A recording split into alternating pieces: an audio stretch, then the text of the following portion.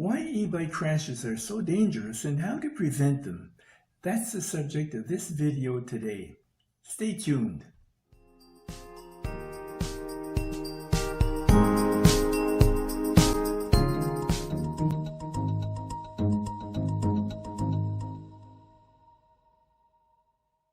According to a study by the U.S. National Transportation Safety Board, at least 119 people died while riding electric scooters or e-bikes over a 4-year period, and the number keeps on increasing. Data from other countries are concerning too. In the Netherlands, e-bikes were responsible for 27% of all fatal bicycle accidents in 2017, and in Israel, electric-powered e-bikes and scooters accounted for nearly 4,000 hospital admissions over a 5-year period. And a Dutch study found that e-bike riders were 1.6 times more likely to wind up in the emergency department than riders of regular bicycles. Does this mean that e-bikes are inherently dangerous? Let's draw a parallel with the automobile. Over the long history of the automobile, manufacturers increased the safety of their vehicles to protect the occupants in a crash by implementing things like seat belts to keep the passengers inside the car, crumple zones to absorb the kinetic energy, and airbags to keep the passengers from striking the interior surfaces of the car. These systems are now required by law, but none of them could ever be used on bicycles. So far, nobody has thought of anything you could add to an e-bike to protect a rider from injury in case of a crash. On an e-bike, you're completely exposed. All we can do is to build an e-bike that is less likely to encounter a crash in the first place, and for the rider to take a number of precautions. It's understood that speed is a factor in the severity of an accident. The safest bike is the one that stays in the garage. But life isn't worth living if it's completely without risk. Therefore, it's all a matter of your tolerance to risk. For the sake of personal freedom, we should be allowed to ride as fast as we like. But that can put other cyclists and pedestrians at risk. There has to be a balance between personal freedom and safety of others, and that's why a civilized society imposes limits that it deems to be reasonable. In Europe, to reduce the chances of accident, the law requires that an e-bike put out a maximum of 250 watts maximum.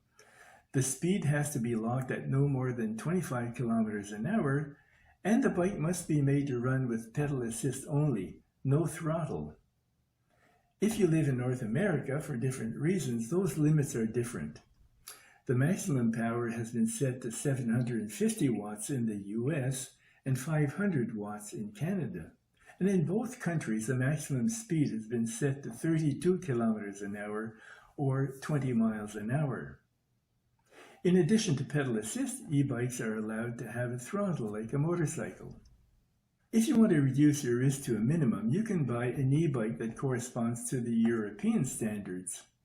There's no doubt that the lower maximum speed is safer, whereas I would argue that having more power and a throttle actually make the bike safer in some circumstances, like when avoiding an oncoming car or bike. Only, when you're new to e-bikes, it would be wise to accelerate slowly until you're accustomed to the boost that's provided by the motor. There are a few other things you might consider. With regards to brakes, most e-bikes on the market have adopted disc brakes, so it would be easy to choose one that doesn't have the old-fashioned rim brakes. If you want to add an extra small margin of safety, you could buy one with hydraulic brakes instead of mechanical brakes. Now, this is important. Rehearse in your mind the position of the brake levers. The right lever operates the rear brake, whereas the left lever operates the front wheel. Always brake with the rear wheel first, before applying the front brake. And avoid braking briskly with the front brake, otherwise you might be projected over the handlebars. You could make sure that every time you go for a ride, you do a walk around and check the bike for loose bolts and wire connections. Check the gear shift system, the tires, the lights, and the brakes before leaving. And before leaving for a ride, plan your route to choose the safest course. Stay on side streets, designated bicycle lanes, bike paths, and trails as much as possible. You could make sure that the bike is as visible as possible to other traffic. Make sure that it has plenty of reflectors. You could add powerful lights at the front and rear, a loud electric horn, and 1 or 2 rear view mirrors. If you're traveling on highways, you could equip your bike with a rear-facing radar. To make it more visible, you could install a flag at the back of the bike and wear bright reflective clothing. You don't have a seatbelt to protect you in case of a crash, but you can wear a helmet and make sure it's fastened correctly. And if you're mountain biking, you might want to wear elbow and knee pads. If you want to maximize your safety, there are good ridership habits you could adopt. To avoid being doored by a parked car, look through the car's rear window as you approach it. And if there's someone in the driver's seat, check your mirror for traffic behind you and keep well clear of the car as you pass it.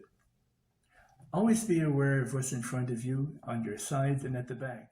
Be aware that when going down a steep hill, your e-bike can easily exceed the maximum speed it's limited to. In order to prevent losing control, start braking early in your descent before the bike reaches a dangerous speed. And if you find yourself going too fast, ease on the rear brake gradually until you've regained control. Intersections are very dangerous for a cyclist. Always check your rear view mirror before making a left turn or before turning away from the edge of the street to avoid a manhole cover or a pothole. Slow down to a crawl and come to a full stop at stop signs. Respect traffic lights and signal your turns. Before crossing an intersection on a green light, look carefully on both sides to make sure that traffic is stopped on both sides and that there isn't a car speeding across to jump the yellow light.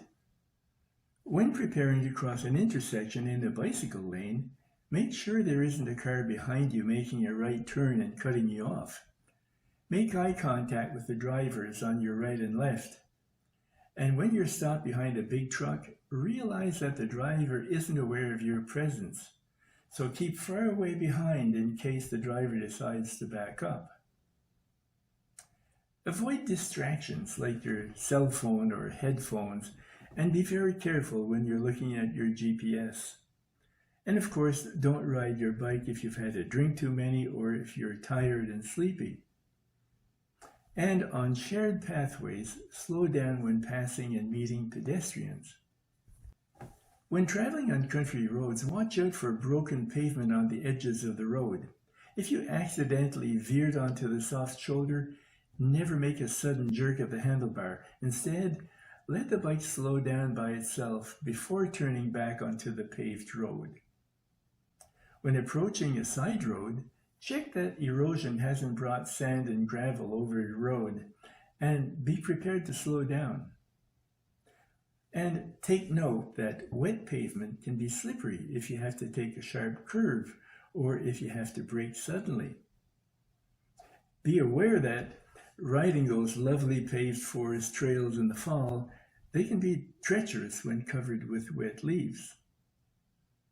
Finally, even though it's not the case, you have to assume that every car driver is either distracted or incompetent and might run you over. You must also keep in mind that a bike is always much less visible than a car. As you can see, there's a lot you can do to cut down unnecessary risks when riding your e-bike and to make e-bike riding more enjoyable. If you like this video, you could help this channel by giving it a like, by sharing, by leaving a comment, and if you haven't already done so, to subscribe. And if you'd like to help even more, you could buy a copy of my book, Sailor Without a Boat, How I Sailed on Other People's Yachts and Lived to Tell About It. You can find all kinds of information about the book and other things on my website, www.robertberrio.com. Thank you for watching, and remember, never quit cycling.